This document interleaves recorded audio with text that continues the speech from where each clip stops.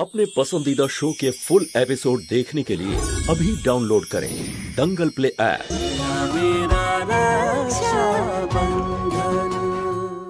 আমি তোমাকে কিছু বলতে চাই। দিদা ফোন করেছিলেন, রশনি জীবন বিপদের মুখে। রশনি একটা কথা শুনে রাখ, আমি ওখানে যাব, আমাকে আটকাতে পারবি না। তুমি রশনির বাড়ি যাচ্ছ থাকার জন্য? আমি নয়, আমরা। জিনিসপত্র গুছিয়ে নাও, এখনই বেরোবো।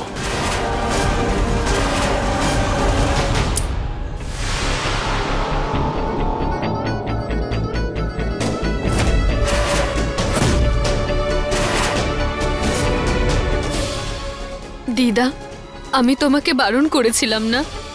তারপরও কেন তুমি বলে দিলে সব দাদাকে? তোর সাথে যা কিছু হচ্ছে সেটা আমি সহ্য করতে পারবো না। দেখ, তোর দাদাকে প্রয়োজন, আর যদি তোর দাদা এখানে থাকে তাহলে অন্তত ওই চালক চাঁদনি। তুমি জানো না দাদা আমার জন্য সবকিছু করতে পারে, কোথাও গিয়ে যেন কোনো অঘটন না ঘটে। আরে এটা তো ভালো কথা। এই শিয়ালদের সামনে তোর একজন সিংহের প্রয়োজন, যে তোকে রক্ষা করবে। যদি তোর দাদা এখানে থাকে তাহলে ও তোকে রক্ষা করবে। আর জানিস তো, ওই শয়তানদের অত্যাচার তোর উপর কম হবে।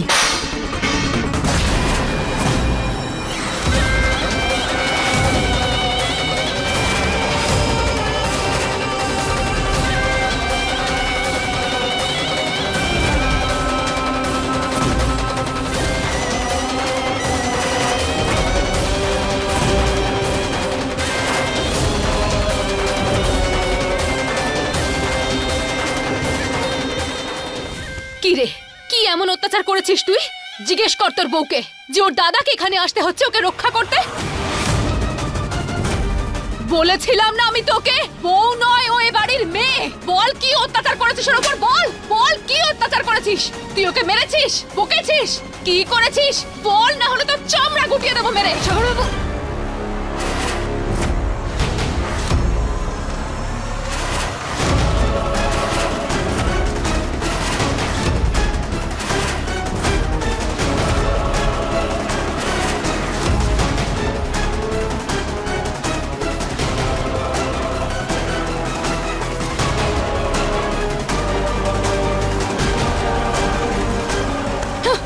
কোনো অন্যায় করিনি আমি ওর সঙ্গে।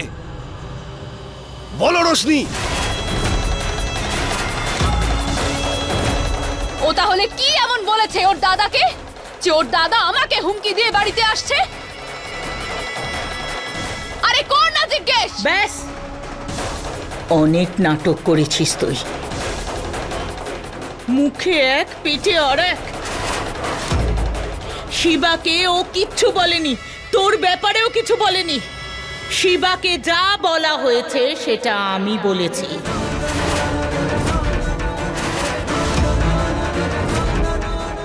তোর সমস্ত কুকর্মের কথা আমি বলেছি শিবাকে। আমি ডেকেছি ওকে এখানে।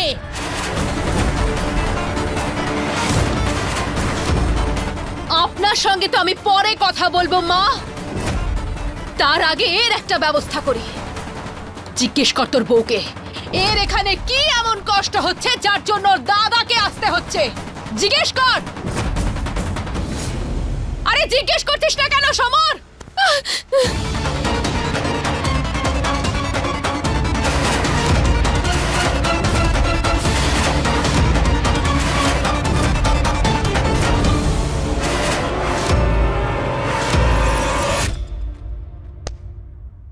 তুই ভালো থাক রে শিবরাজ। মা দুর্গার যেন আশীর্বাদ থাকে তোর উপর। আর এখানকার চিন্তা করার তোর কোনো প্রয়োজন নেই। এখন তোকে ওই গ্রামে গিয়ে রশনিকে সাহায্য করা তোর জন্য বেশি প্রয়োজনীয়। তোর বোনের খেয়াল রাখ তুই, যা।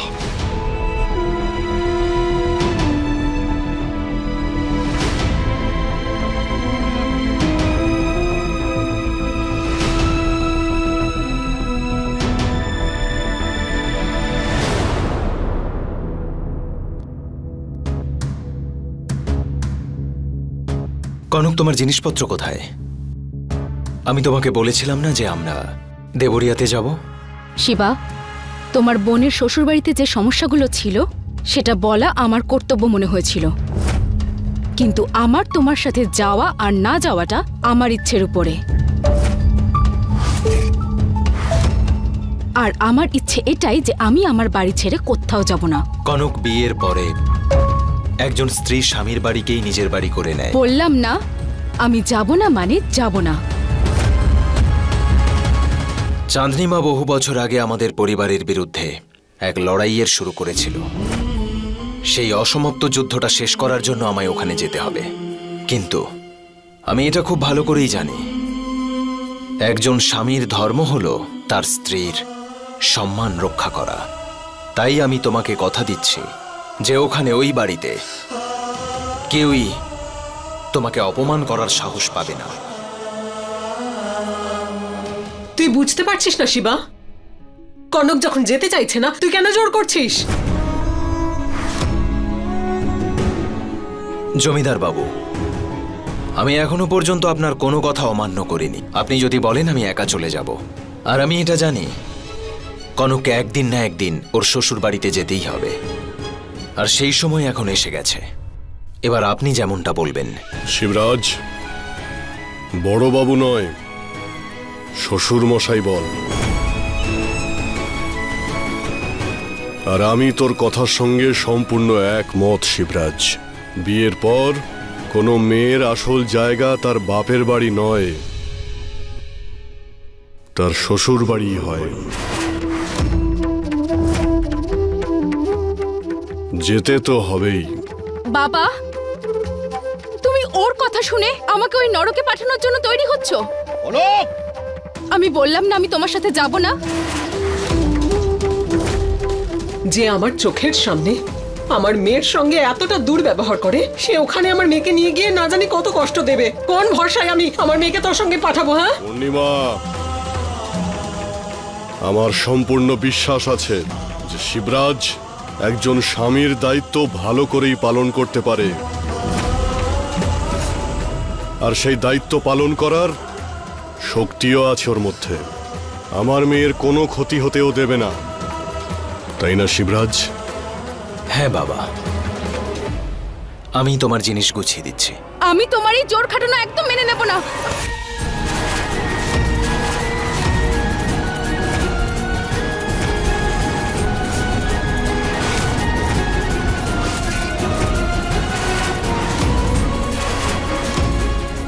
দেরি হচ্ছে কনক, চুপচাপ গিয়ে তোমার জিনিসগুলো গুছিয়ে নাও।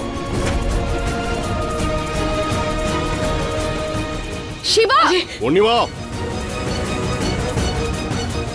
আজ একজন স্বামী আর স্ত্রীর মধ্যে তুমি যদি কথা বলার চেষ্টা করো পূর্ণিমা, তাহলে এর ফল কিন্তু খুবই খারাপ হবে।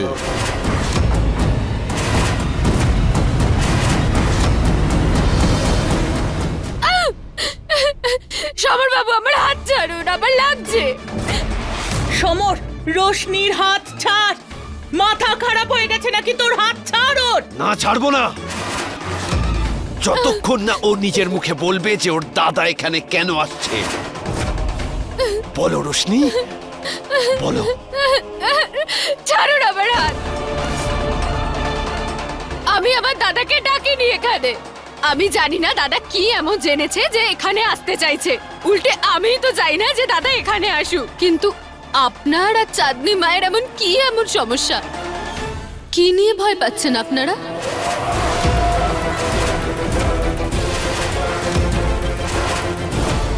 রোশনি আবার একটা প্রশ্ন করেছে সমর। উত্তর দিবি না তুই ওর প্রশ্নে? হ্যাঁ,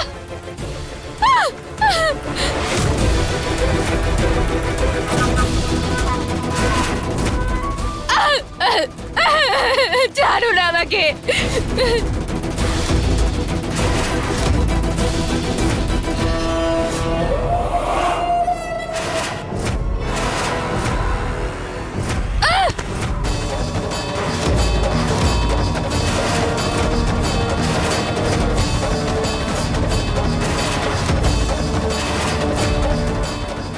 খবরদার সমর বাবু, আমার গায়ের আরেকটা হাত দিয়েছেন তো এখনো পর্যন্ত তো আমি দাদাকে কিছুই বলিনি, কিন্তু যদি একটাও আচরণই দেখতে পান আমার হাতে, তাহলে ও আপনাদের কাউকে ছাড়বে না।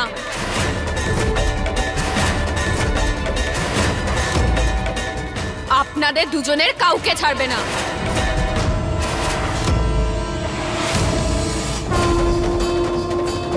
কি একদিকে বলছিস যে তুই তোর দাদাকে কিচ্ছু বলিসনি, আবার দাদার নাম করে আমাদের হুমকি দিচ্ছিস? হ্যাঁ,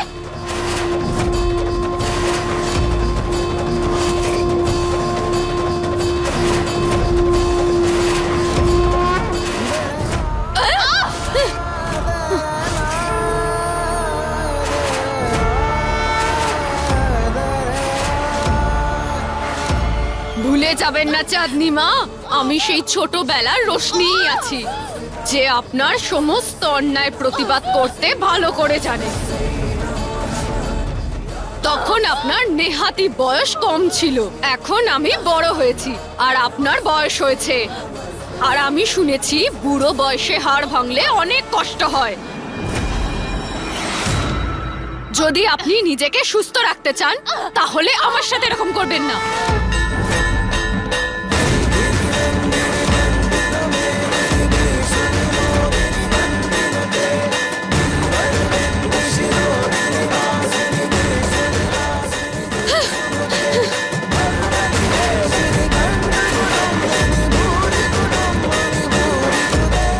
বাঘিনী জেগেছে।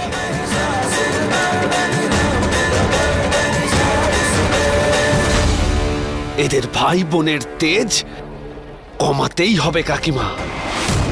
আজ আসছে তো শিবরাজ, ওকে স্বাগত জানানোর ব্যবস্থা কর। ওরও তো মনে থাকা উচিত কিভাবে ওকে স্বাগত জানানো হয়েছিল।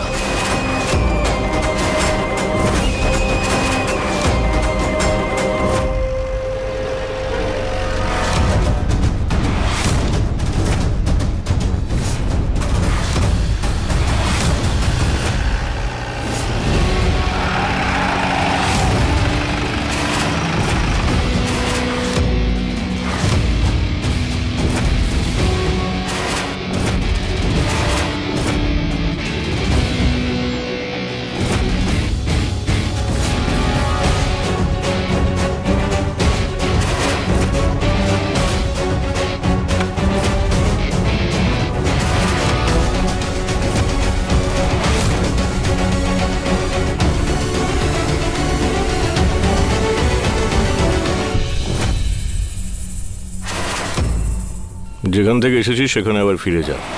কেন ফালতু নিজের জীবনটা দিতে চাস বলতো? তোর প্রাণের কি মায়া নেই নাকি রে? খুব হাসছিস। হাসি তো পাবেই। তোমরা বেচারা জানোই না যে কোন ঝড়ের সম্মুখীন হতে চলেছ। সে যে আজ তার গ্রামে তার বাড়িতে ফিরছে।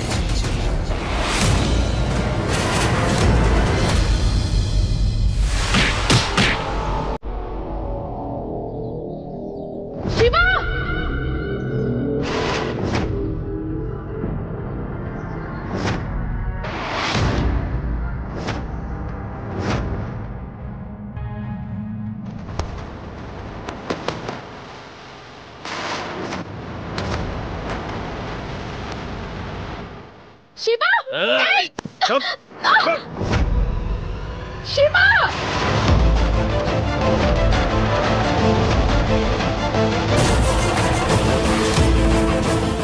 শিবা!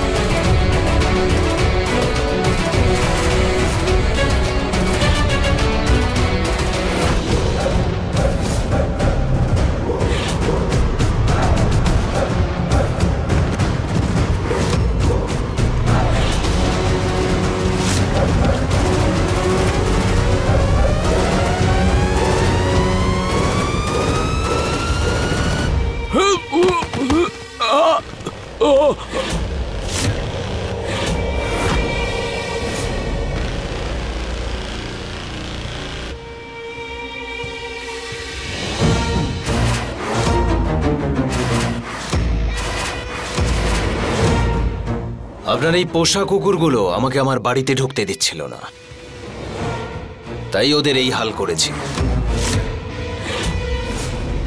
আর কেউ আছে আমার এখানে আসাতে যার অসুবিধে হয়েছে? যদি থাকে বলে দাও, তার সাথে এখন বোঝাপড়াটা করে দিই।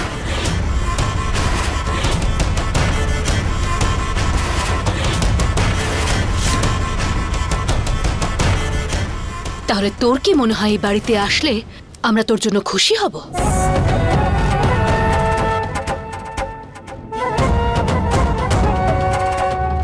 সেটা আপনাকেই ঠিক করতে হবে চাঁদনিমা, যে আপনি খুশি হবেন নাকি কাঁদবেন। আমি কি বলেছিলাম ভুলে গেছেন? আমার বোনকে কেউ কষ্ট দিলে কিংবা তার চোখে আমি যদি কষ্ট দেখি, তাহলে তার ফল ভোগ করতে হবে আপনাকে। এই যে এবার এসে গেছি আমি, এখন আমার বোনের সাথে ওর ছায়া হয়ে থাকবো, আর এই আপনাদেরকে আমি নিয়ন্ত্রণ করব। আর এসব থেকে আপনারা আমাকে আটকাতে পারবেন না।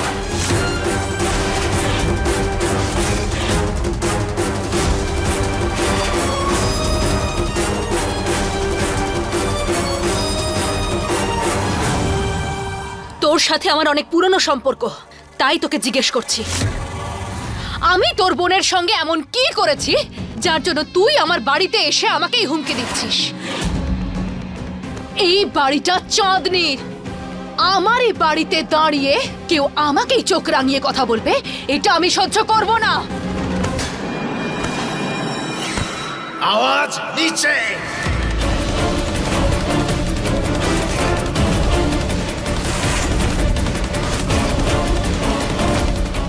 কারণ আমার যদি মাথা গরম হয়, তাহলে এই পায়ের তলার জমিও সরে যাবে। আর এই 15 বছর ধরে যে ভুল চিন্তা নিয়ে আছো না, সেটা শুধরে নাও। এই প্রাসাদ উমেদ প্রতাপ সিং এর, যেখানে আমার আর রশনির অধিকার সমান সমান। বুঝতে পেরেছো?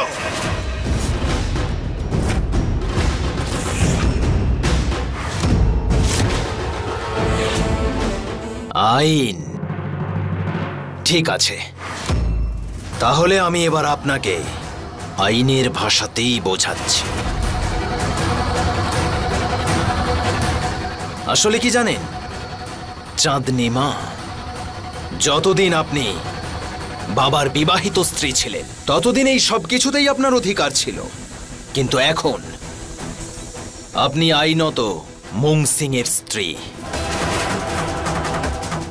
আর তাই এই মুং সিং এর কাছে যা আছে, 5 পয়সা 10 পয়সা, অত আমি জানি না, ওই সব কিছুতেই আপনার পূর্ণ অধিকার আছে। কিন্তু বাবার এই সম্পত্তিতে আপনার কোনো অধিকার নেই।